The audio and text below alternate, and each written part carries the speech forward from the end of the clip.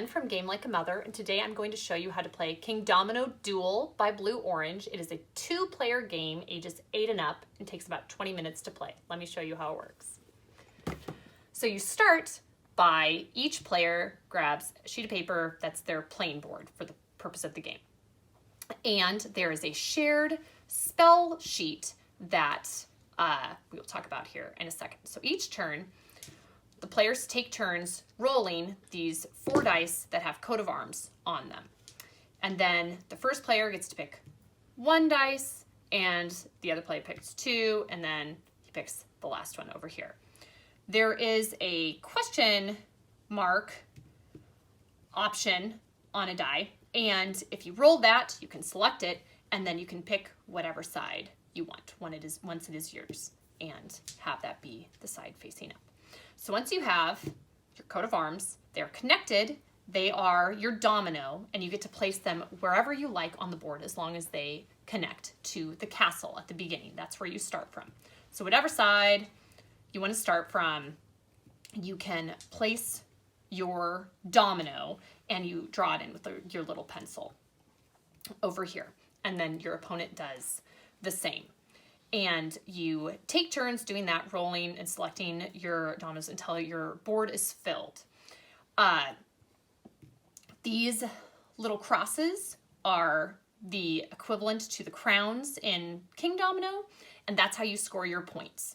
So here's a completed card for reference, and this person had 1, 2, 3, 4 2-dot crests all in a row, which and then they had 1, 2, 3 crosses. So you multiply 4 times 3 is 12, and then over here they had a little 2-dot all by himself with 1 cross, and so that's an extra 1 more point because it's separate. So 12 plus 1 is 13, and that's what they tallied up at the end. So a key part of the game is getting those crosses and getting a domain of matching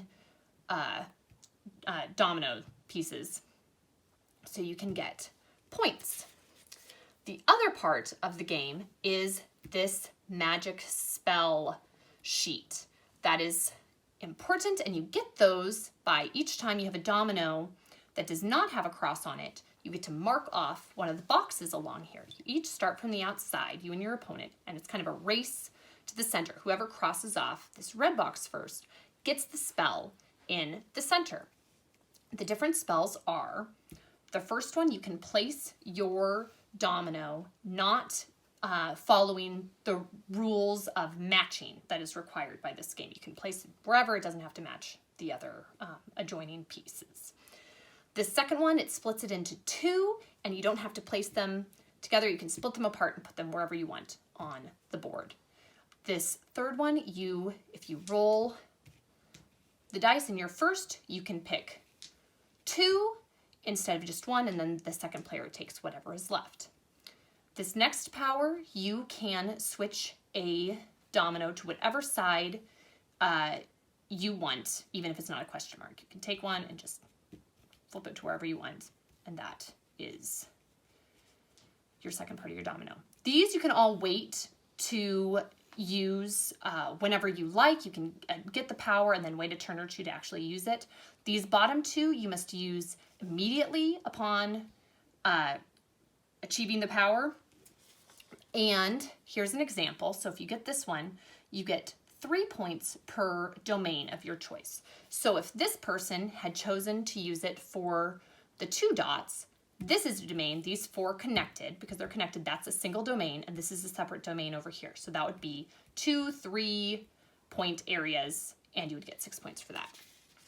The final spell is an FX, where you can place it wherever you like on any of the other spots, but you have to place it immediately. So if you're trying for one of these other powers, you can put it towards one of them.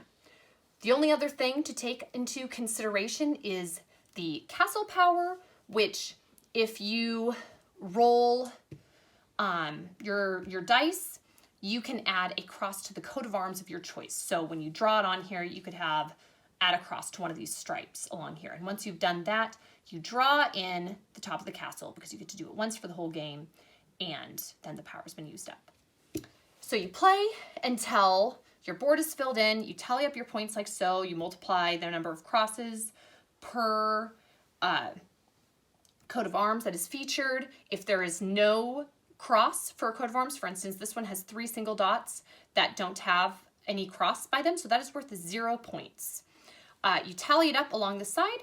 Whoever has the most points is the winner. So we love this game. It's small, it's portable, it has a nice magnetic closure, and you should check it out. Thanks, and see you next time from Game Like a Mother.